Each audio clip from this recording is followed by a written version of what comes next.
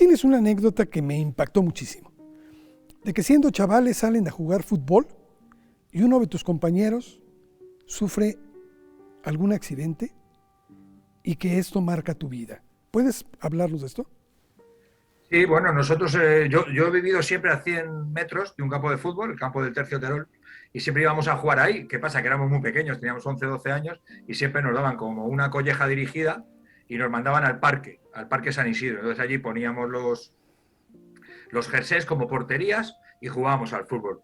Y un día, un compañero mío pues se arrastró por el suelo en una entrada, ahí en plan lateral derecho, y cuando se levanta empieza a quejarse, a gritar, ¿no? Y resulta que se había levantado con una jeringuilla que utilizaban, lo que llamamos jeringuillas de insulina, que son las que utilizaban los toxicómanos para inyectarse la heroína y le clavó a él, ¿no? Teníamos, pues yo creo que tenía 11 años y no sabíamos qué hacer. Y en ese momento tomé una decisión, que fue cogerle, cruzar por ese mercado de la droga que estaba al lado, ese manto de chabolas, donde normalmente no pasaba nadie, no pasábamos por miedo, pero en ese momento a mí me daba igual, y cruzamos a lo que llamábamos en esa época de los 80 la Casa Socorro, para que la atendieran. ¿Qué ocurre? Que esas 2 horas que yo estuve allí, pasó toda mi vida alrededor. Yo estuve 2 horas en una sala de espera con baldosines y con una mujer con un cofio rojo que me decía cállate, no fue lo que veía en la casa de socorro, y en esas 2 horas me di cuenta que mi vida cambió, que a partir de ahora debía de tomar decisiones, ¿no? Había tomado esa decisión y, y que había que tomar más. Gracias a Dios a mi compañero nos infectó, no pasó nada y al día siguiente decidimos volver a jugar al fútbol. ¿Dónde fuimos a jugar al fútbol? Fuimos al mismo campo. Decidimos poner esos jerseys, hacer una batida para limpiar todas las jeringuillas que había en ese césped, pero ni nada ni nadie nos iba a quitar nuestro campo de fútbol, nuestro sueño de ser futbolistas, ¿no? Y yo creo que esa fue la primera decisión que tomé en mi vida, que no me tocaba, porque a esa edad no nos debería de tocar, y siempre considero que si ha habido un golpe primero en mi vida, si ha habido un directo de izquierda, por primera vez fue ese.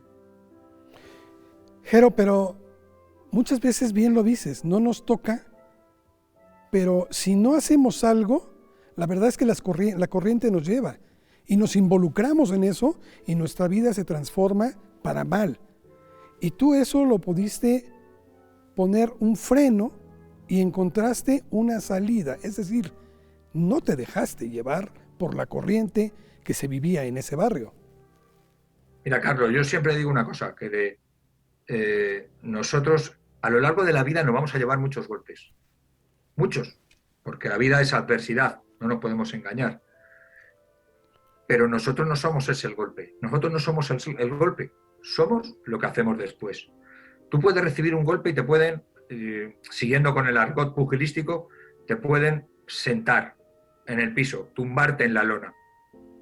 Ahora te tienes que levantar. Depende cómo te levantes, obrarás en consecuencia. Tú te puedes levantar para mantenerte en pie o te puedes levantar para seguir peleando. Yo me levanté para seguir peleando. Y fuiste muy exitoso. Platícanos de tu vida como expugilista. Bueno, yo como púgil, bueno, yo estoy muy orgulloso de lo que hice. Podía haber llegado a más, muchísimo más, pero ahí entra mi carácter, ¿no? Yo tengo un carácter y es que yo tengo unos valores y tengo unos principios éticos que son muy fuertes.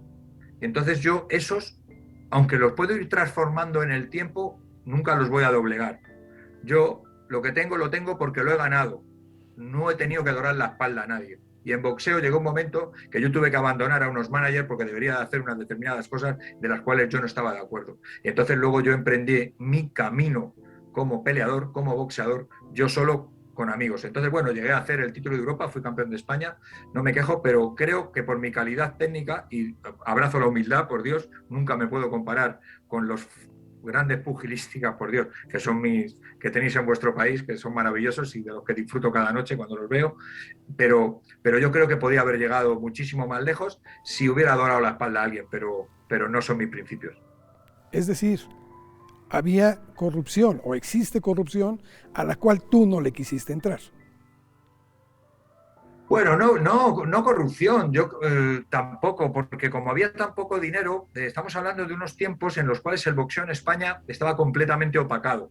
Nosotros veníamos de una transición después de haber pasado un tiempo con una dictadura en el que lo malo de los pugilísticas es que el deporte favorito de ese caudillo era el boxeo. Entonces luego lo intentaron, en las nuevas ideas progresistas, lo intentaron opacar con unas reacciones que fueron más supremacistas que otra cosa, ¿no? Pero bueno, así es la vida y así es la política de nuestro país, que, que es así. ¿Cómo llegaste a las artes marciales? Bueno, porque yo estoy enamorado del boxeo desde que tengo 4 y 5 años, cuando mi abuelo me llevaba de la mano a las veladas que hacían en el pueblo donde vivían ellos, ¿no? Que era el Pardo, que era donde vivía el caudillo. Entonces ahí es donde siempre había boxeo. Y yo me enamoré de esos dioses sin camiseta, porque para mí eran como los últimos gladiadores, ¿no? Y me enamoré. Luego pasamos un tiempo donde el boxeo no existía absolutamente en nuestro país, y entonces empecé con las artes marciales. Empecé con el taekwondo, llegué a cinturón marrón, luego empecé con el full contact, empecé a pelear, cinturón negro, kickboxing, thai, y luego ya volvió el boxeo, volvió a brillar esa luz de la dulce ciencia, y me metí como loco hasta llegar a boxeador profesional. Oye, Jero, hace un rato nos decías que en esta vida todos absolutamente, pasamos muchos sinsabores. A veces sufrimos golpes muy fuertes que tenemos la obligación de levantarnos, pero que todos las vamos a vivir estos malos momentos, porque creo que es lo que forma la esencia del ser humano. Tú tuviste otro problema, bueno, no un problema, porque se convirtió en una bendición, pero a tan escasa edad resulta con que contrajiste una obligación que tampoco estaba en tu momento como para tenerla. ¿Qué pasó con esto? Bueno, ya que estamos hablando de boxeo, Carlos, te voy a preguntar a ti y voy a preguntar a la audiencia, ¿no? ¿Cuál creéis que fue el primer KO de mi carrera? Pues mi primer KO fue una llamada de teléfono. Una llamada de teléfono. En esa época no había móviles, lógicamente. Yo ya tengo más años que el hilo negro que decimos aquí en Madrid. Me llaman por teléfono, eran teléfonos de pared que estaban colgados, y lo cojo, ¿no? Y se oye una voz de una niña que acababa de cumplir la mayoría de edad, hacía nada, hacía días. Y me dice, soy yo. Le digo, hombre, ya a la voz de mi novia la conozco y tal. Dice, te tengo que decir una cosa. Digo, ¿el qué? Dice, me he hecho un predictor. Un predictor, para el que no lo sabe, hace 30 años era la prueba de De embarazo, ¿no? embarazo. Y ya sabemos que si salía rosa es que venía una con acompañante, y si salía azul, pues pasa palabra. Y entonces le digo, ¿y qué color ha salido? Y me dijo, rosa. Y fíjate yo el golpe que me llevé, que la respuesta fue, ¿pero muy rosa? Pues me caí, y el KO ya terminó de ser un KO devastador cuando 9 meses después me pusieron una niña con los ojos verdes más bonitos en mis brazos. ¿Qué ocurrió con eso? Que fue un golpe. Yo podía haber tomado otra decisión, pero yo tenía 20 años. Mi mujer acababa de cumplir los 18. Éramos dos niños asalvajados, pero tomamos una decisión. Y es tenerla y criarla de la mejor manera posible. Y yo, sin darme cuenta, no fui consciente de que había abrazado dos cosas que no había tenido en mi vida. Dos valores que son fundamentales, que es la responsabilidad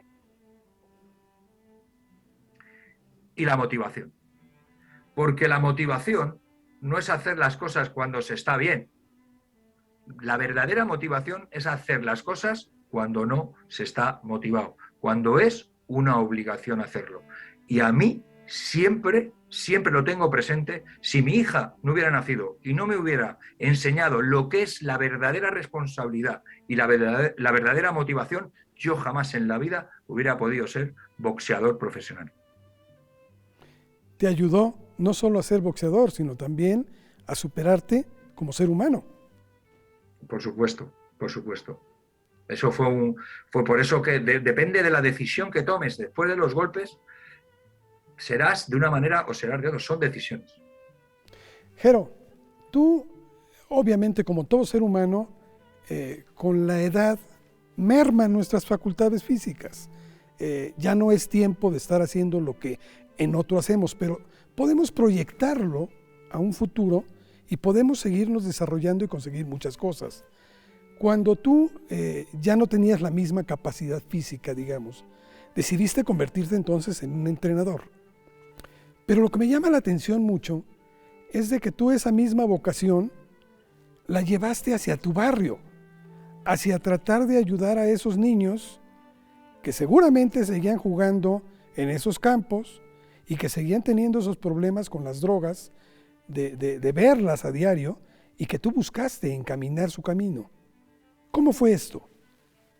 Bueno, al final son circunstancias, son pequeños accidentes que van ocurriendo en la vida que te van transformando. Mira, Carlos, yo siempre digo, cuando yo voy a muchas empresas y doy cursos de emprendimiento, de innovación, todo a través de mi experiencia. Yo siempre digo que yo solamente he ido a una universidad para dar clase, yo nunca para estudiar, ¿no? Lo que es la vida, ¿no? Y yo digo que mi universidad es que yo he pasado por la vida y la vida ha pasado por mí, ¿no? Y yo, en todos esos tiempos, en todos esos momentos, el deporte me transformó. Consiguió que un desequilibrado mental, porque cuando yo hablo de desequilibrado mental no estoy hablando de ningún enfermo, pero sí de un trastornado. Un niño con TDAH que nunca pudo medicarse porque no sabíamos ni lo que tenía, porque nunca jamás fue diagnosticado, a través del deporte fue capaz de canalizar todo tipo de agresividades y de regular su ira. O sea, se transformó. Entonces llega un momento donde yo me tengo que poner a dar clase porque no tengo dinero para pagar la gasolina para poder ir a entrenar yo como deportista. Y empiezo a dar clase. A los pocos meses me doy cuenta que soy capaz de transformar personalidades en una cultura completamente benigna, positiva y sobre todo deportiva. Y es cuando me empieza a entrar mi rol solidario, empezar a becar niños, a becar, aunque yo muchas veces tuve que pagar yo la cuota de muchos chicos para que me los dejaran entrenar a mí, y a partir de ahí empecé a hacerlo. ¿Qué ocurre? Que me fui haciendo un poco, entre comillas, popular y famoso entre los gimnasios del trabajo que estaba haciendo, y vino una fundación y me ofreció un gran proyecto que fue la Escuela de Boxeo Aluche a través de la Fundación Leandro Jiménez Garcés, que fue mi primer proyecto socioeducativo. Puso 40 millones de pesetas, me montó una escuela y durante 7 años sacamos a muchísimos niños de la calle, ¿no? Y ese fue, digamos, que el germen de lo que soy ahora. Jero, tú también, por cierto, tienes o dictas muchas conferencias y en algunas de ellas un tema recurrente que he escuchado es que hablas de los valores y clasificas los valores en varias circunstancias. ¿Me puedes profundizar en ello, por favor? Sí, yo siempre digo que los valores que me ha aportado el deporte son como mis superpoderes. ¿Por qué? Porque gracias a esos valores conseguí quitarme uno de mis peores miedos, que fue, y que en cierta manera todavía sigue siendo, todavía está inherente, que es perder el control. Yo venía de una infancia muy dura, donde por el TDAH pues yo y esa impulsividad perdía el control, desgraciadamente, con bastante asiduidad, y gracias a esos valores, abrazar a esos 5 superpoderes, conseguí controlar, conseguí abrazar el equilibrio emocional, casi rozando la filosofía estoica. A veces me pongo muy estoico, ¿no? Pero mis 5 superpoderes son la constancia, el sacrificio, la disciplina, la motivación. Esa misma motivación que me enseñó mi hija se extrapoló al deporte, y esa motivación del deporte se extrapoló a mi vida. Y la última y la más maravillosa, la pertenencia al grupo, la tribu, el sentirte parte de algo. Que creo que ahora mismo, por ejemplo, en España, que está muy inherente en la sociedad la violencia en todos los tipos. Creo que la pertenencia a grupos, sobre todo cuando hablamos de acoso sexual, de violencia ascendente, de bullying, de abusos sexuales, creo que la pertenencia a grupo está ayudando a muchos chicos a través no solamente de las escuelas de boxeo, sino de las escuelas deportivas en general. Tú estás tratando de hacer algo que parece una labor muy difícil, pero que lo estás logrando, que es restituir, que es reconfigurar lo que es el tejido social. Pero en esto seguramente necesitas tú también el apoyo de la familia, de los padres, de la casa. ¿Cómo has imbuido también en esta otra parte para que sigan apoyando a los chavos que parece que por momentos que voltean alrededor y sinceramente no encuentran más que problemas? Hombre, a mí me gusta mucho trabajar la empatía. Mira qué alegría, ¿no? Que hace un par de semanas en Suecia se ha puesto la empatía como asignatura obligatoria en la secundaria, ¿no? Es fantástico, ¿no? Es ponernos en los pies, en los zapatos de los demás. Y yo es lo que intento poner a los padres. Entonces, a mí un padre, cuando me deja un niño, independientemente que tenga problemas o no, porque yo tengo de todo. Porque yo en el gimnasio integro, no segrego. Hay muchas veces que en el gimnasio, en la misma clase, hay un niño que sufre bullying, otro niño que es acosador, otro niño que ha sufrido abusos sexuales, una niña que ha sufrido violencia de género y nadie sabe absolutamente nada del otro. Porque la pertenencia de grupos se basa sobre todo en la integración, no en la segregación. Luego, aparte, yo puedo hablar con los padres, pero eso es otra cuestión. Y yo a los padres intento hacerles ponerse en el lugar de los demás. ¿Sabes por qué? Porque yo en mi país no soy políticamente correcto. Yo soy de los pocos, entre comillas, educadores que digo la verdad. Y es que el 95% de las veces de todos los problemas de los niños es por una mala educación de los padres. Y es así. Entonces, si un padre me responsabiliza a mí de que yo ayude a su hijo, él tiene que estar conmigo.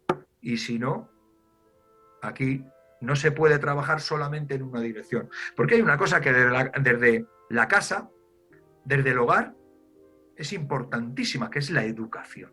O sea, no se puede pretender que un gimnasio deportivo o un colegio o una escuela pretenda educar conductualmente a tus hijos. Ahí estás. Yo siempre digo que hay 5 tipos de padres, Carlos, 5 tipos de padres.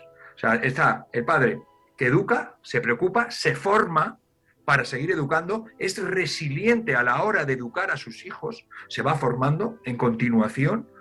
El que no educa, el que mal educa, normalmente con malos ejemplos, el que no está ni se le espera, y el papá helicóptero. Ese es el más peligroso, Carlos. El papá helicóptero. Aquí en España tenemos que tener un cuidado tremendo. ¿Cuál es el papá helicóptero? El que está siempre encima del niño. El que está, ¡ay, que no se caiga! ¡Ay, que no se caiga! Pero por favor, alma de Dios, déjale que se caiga, pero ayúdale a levantarle. Porque a un niño lo que le hace falta, es valores, confianza y esperanza. Los valores se los tienes que dar tú, con el ejemplo, con la ejemplaridad.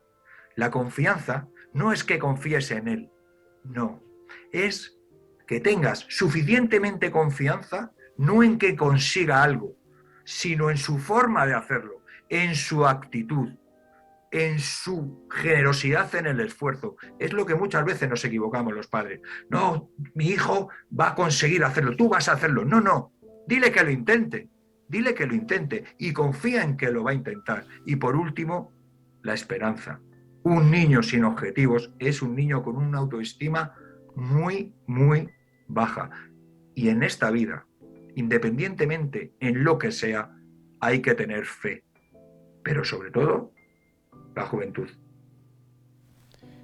¿Tienes tú ejemplos incluso de personas que han llegado en situaciones muy difíciles, jóvenes, que han llegado en situaciones muy difíciles, que como decimos aquí en México, alguien no da ni un centavo por lo que va a llegar a ser, y que sin embargo, con la ayuda de este centro, con la ayuda de la educación que les das, con la ayuda de los propios padres, han conseguido transformar estas vidas. Tengo entendido que uno de ellos fue y ha llegado a ocupar puestos importantes, incluso al interior del propio organismo que presides. ¿Nos puedes hablar al respecto? Bueno, hay muchos ejemplos, ya vi, y hay muchos casos, pues yo son ya 12 años con mi fundación y son otros 13 años con, o sea, son casi 25 años trabajando en el tercer sector a nivel fundacional, ¿no? Hay muchos ejemplos, ¿no? El más llamativo, y es el que nos ha hecho un poco más famosos a nivel global, pues es el de, pues de una niña que vino a entrenar conmigo. Tenía 18 años, me la traía un amigo mío que se iba a preparar unas oposiciones y me dijo que la niña quiere boxear. En esa época el boxeo en España estaba mal, pero el femenino fatal. Y digo, bueno, la niña es valiente, la niña yo ya la conocía, que la había visto pelear en algunos campeonatos de artes marciales, de full contact, kickboxing y demás. Y digo, bueno, pues venga, vamos a entrenarla. Y la niña, maravillosa, simpática, agradable, graciosa. Cada vez que entraba al gimnasio era una luz, o sea, que deslumbraba. Y en un momento dado, esa luz se fue apagando. Se fue apagando. No sabíamos por qué. De vez en cuando ya nos saludaba al entrar, no miraba a los ojos, contestaba mal, faltaba muchas clases, empezó a coger peso. No sé, muchos factores que bueno, que al final pues lo achacas a que es un adolescente, es muy rebelde y ya está. Y un día pues surgió una pelea, ¿no? Entonces fuimos a pelear, en esa época hacíamos muchas interclub con otros gimnasios y fuimos al típico ritual del boxeo que es el pesaje. Entonces las niñas se desvisten y en un momento dado veo algo extraño, ¿no? Veo algo extraño que ella intenta taparse y veo marcas. Y la pregunto, ¿no? Después de que se pesa, digo, ¿qué es esto? ¿Qué es esto? No, es de guantear. No. Estas marcas no son de guantear, arañazos cardenales en todo el cuerpo. Digo, ¿esto qué es? Entonces la niña se bloquea, se pone nerviosa y sale corriendo. Salgo detrás y corrí detrás de ella 2 días y no la encontré. ¿Qué pasa? Que al final entras en tu vorágine y demás y tal. Y pasó 1 año y medio. Y al año y medio yo ya estaba en mi gimnasio, o sea, ya había cambiado de gimnasio y todo. Apareció en la puerta con una niña en brazos. Y me dijo, Jero, te debo una explicación, ¿no? Y yo digo, sí me la debes, claro. ¿Pero quieres entrenar? Sí, quiero entrenar. Pero primero te voy a contar lo que me ocurría, ¿no? Ella me contó que durante ese último año que estuvo conmigo, ella estaba sufriendo violencia de género. Que su marido la pegaba, la pateaba, la maltrataba, física, psicológica y verbalmente. Y que ella fue transformándose y que ella fue cambiando. Me lo contó. Yo le dije, déjame a la niña en brazos, cógete unas vendas y empieza a entrenar. Esa niña, 16 años después, es campeona de Europa, es campeona del mundo interina, ha hecho la pelea más importante de la historia del boxeo español, que es pelear con Katie Taylor por un título unificado, que ningún español ni española lo ha hecho, y aparte de ello, ahora es política, ella es concejala de la mujer de una de las poblaciones más importantes de este país, que es Torrejón de Ardoz, y ahora está ayudando a otras mujeres a que no les ocurra lo que le ocurrió a ella. Y Carlos, yo te pregunto, qué historia más bonita, ¿no? Qué victoria, ¿verdad? Es una victoria, Sí. ¿verdad? Y toda la audiencia pensará que es una victoria, pero no lo es. No lo es. Porque sí es una gran victoria labrada en la peor de las derrotas, que es la mía. Porque yo no fui capaz de vislumbrar ni un ápice de lo que la estaba ocurriendo. Durante 1 año esa niña estaba sufriendo y estaba a mi cargo y yo era responsable. Y eso no puede ocurrir. A mí no me puede volver a pasar. Al día siguiente me fui a una biblioteca, me compré todos los libros que podría haber sobre prevención de las violencias, empecé a formarme y al final monté una fundación que se dedica a la prevención de las violencias. Y todo el mundo, y tú lo estás pensando diciendo, ¿por qué estás diciendo, Jero? Si lo que has hecho es maravilloso, sí, pero yo me acuerdo todos los días de que ahora mismo ella es concejala de la mujer y es política y vive muy bien y es fantástica, campeona de Europa, campeona del mundo, todo. Pero ¿y si no hubiera sido así? ¿Y si no la hubiéramos encontrado en la cuneta de un arrabal, como ocurre a muchas mujeres, tanto en México como en España? ¿Qué hubiera pasado? Pues eso no se me olvida, Carlos. Es la mejor victoria, pero labrada en la peor de las derrotas.